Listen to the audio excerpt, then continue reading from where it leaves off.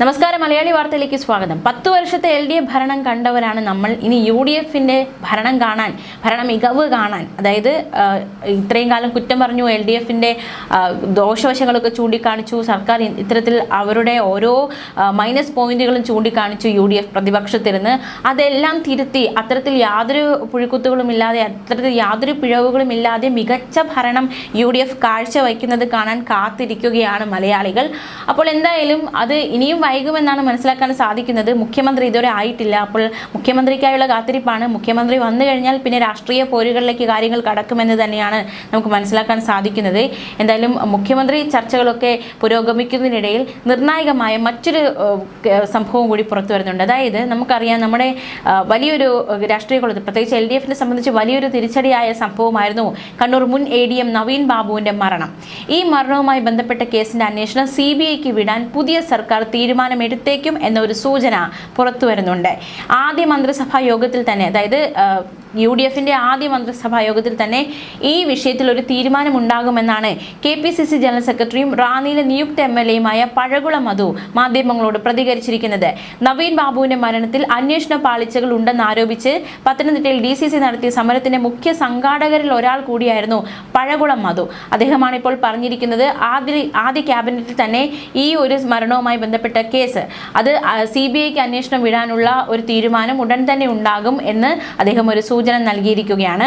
2024 October 15-നാണ് കണ്ണൂരിലെ ക്വാർട്ടേഴ്സിൽ നവീൻ ബാബുവിനെ തൂങ്ങി മരിച്ച നിലയിൽ കണ്ടെത്തിയത്.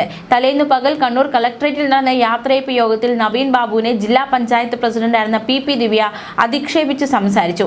ഇതേ തുടർന്നുണ്ടായ മനോവിഷമത്തിൽ ആത്മഹത്യ ചെയ്തു എന്നാണ് കേസ്. നമുക്കറിയാം, അറസ്റ്റിലായ PP ദിവ്യ പിന്നീട് ജാമ്യത്തിൽ ഇറങ്ങുകയുണ്ടായി. കേസിൽ CBI അന്വേഷണം ആവശ്യപ്പെട്ട് നവീൻ ബാബുവിന്റെ കുടുംബം സുപ്രീം കോടതിയെ വരെ സമീപിച്ചതാണ്. പക്ഷേ എല്ലായിടത്തും ആ ഒരു ആവശ്യം തള്ളപ്പെടുകയുണ്ടായി.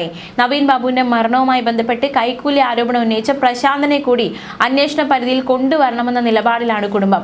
കേസ് പുനരന്വേഷിക്കണമെന്ന് കണ്ണൂർ കോടതിയുടെ നിർദ്ദേശപ്രകാരം കഴിഞ്ഞ ദിവസം പോലീസ് മലയാളപ്പുഴയിലെ വീട്ടിലെത്തി ഭാര്യ മഞ്ജുഷയുടെ മൊഴിയെടുത്തിരുന്നു.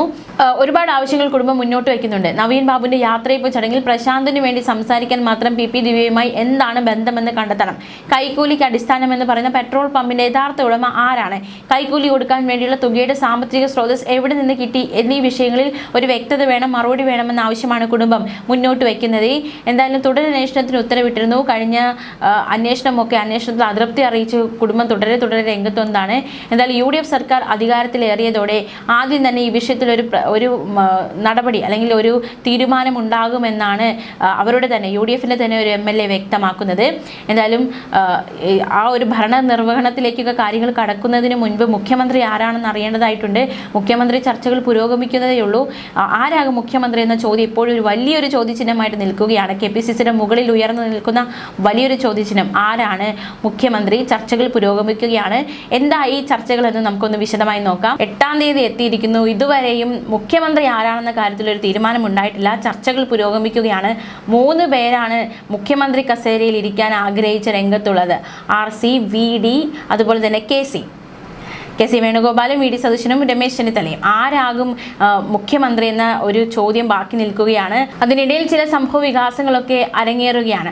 അധികാരത്തിൽ തിരിച്ചെത്തിയ UDFനെ ആര് നയിക്കണമെന്ന ചർച്ചകൾ കോൺഗ്രസിൽ തുടരുമ്പോൾ ഘടകകക്ഷികൾ നിലപാട് വ്യക്തമാക്കി രംഗത്തുണ്ട്.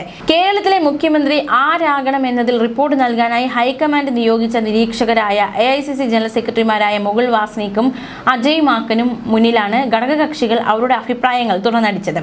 സിറ്റിംഗ് MLA മുഖ്യമന്ത്രിയാകണമെന്ന നിലപാടാണ് കേരള കോൺഗ്രസ് ജോസഫ് വിഭാഗം AICC നിരീക്ഷകരെ അറിയിച്ചത്. അതായത് VD സതീശന് അനുകൂലമായ ഒരു തീരുമാനം. കേരളത്തിന്റെ പൊതുവികാരം കണക്കിലെടുത്തുള്ള തീരുമാനം വേണമെന്ന ആവശ്യവും PJ ജോസഫ് മുന്നോട്ട് വെച്ചിട്ടുണ്ട്. MLA തന്നെ മുഖ്യമന്ത്രി ആകണം, ഉപതെരഞ്ഞെടുപ്പ് ഒഴിവാക്കണം. അതായത് ഇപ്പോൾ KC വേണുഗോപാൽ മുഖ്യമന്ത്രി സ്ഥാനത്തേക്ക് വരികയാണെങ്കിൽ അദ്ദേഹം ഇപ്പോൾ MP ആയിരിക്കുന്നിടത്ത് വീണ്ടും ഒരു ഉപതെരഞ്ഞെടുപ്പ്, അടുത്ത MPക്ക് വേണ്ടിയിട്ടുള്ള ഒരു ഉപതെരഞ്ഞെടുപ്പ് നടത്തേണ്ടി വരും.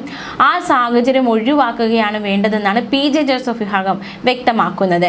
ഹൈക്കമാൻഡിനുള്ള ഈ സന്ദേശം കേരള കോൺഗ്രസ് ജോസഫ് വിഭാഗം നേതാക്കൾ മാധ്യമങ്ങൾക്ക് മുന്നിൽ പരസ്യമാക്കിയിട്ടുണ്ട്. മുഖ്യമന്ത്രി സ്ഥാനം ലക്ഷ്യമിട്ടുള്ള KC വേണുഗോപാൽ പക്ഷത്തിന് വലിയ തിരിച്ചടിയാണ് ജോസഫ് ഗ്രൂപ്പിന്റെ നിലപാടുണ്ടാക്കിയിരിക്കുന്നത്. അതേസമയം അവകാശവാദങ്ങളുമായി KC, VD, RC പക്ഷങ്ങൾ ശക്തമായി തന്നെ നിലനിൽക്കുകയാണ്. ആരാ ആരാകണം മുഖ്യമന്ത്രി എന്ന കാര്യം തീരുമാനിക്കാൻ AICC നിരീക്ഷകരുടെ നേതൃത്വത്തിൽ നിർണായക ചർച്ചകൾ തിരുവനന്തപുരത്ത് പുരോഗമിക്കുന്നുണ്ട്. പോര് മുറുകുകയാണ്. മുഖ്യമന്ത്രി സ്ഥാനത്തിന് വേണ്ടിയിട്ടുള്ള ഒരു ചർച്ചകൾ എങ്ങുമെത്താത്ത രീതിയിലേക്ക് കാര്യങ്ങൾ നയിക്കപ്പെടുകയാണ്. MLA-മാരുടെ പിന്തുണ കൂടുതൽ KC പക്ഷത്തിനാണ് എന്നാണ് പുറത്തുവന്ന റിപ്പോർട്ടുകൾ സൂചിപ്പിച്ചത്. എന്നാൽ AICC ജനറൽ സെക്രട്ടറിമാരായ മുകുൾ വാസ്നിക്കും അജയ് മാക്കനും MLA-മാരെ ഒറ്റയ്ക്കൊറ്റയ്ക്ക് കണ്ടപ്പോൾ KC പക്ഷത്തിന്റെ കണക്കുകളെല്ലാം തെറ്റിയെന്നാണ് VD പക്ഷവും RC പക്ഷവും പറയുന്നത്. KCക്ക് കൂട്ടമായി പിന്തുണ നൽകിയിരുന്ന MLA-മാർ ഒറ്റയ്ക്കൊറ്റയ്ക്കുള്ള കണക്കെടുപ്പിൽ അഭിപ്രായം മാറ്റിയെന്നാണ് ഇരുപക്ഷവും സ്വീകരിച്ചിരിക്കുന്ന വാദം.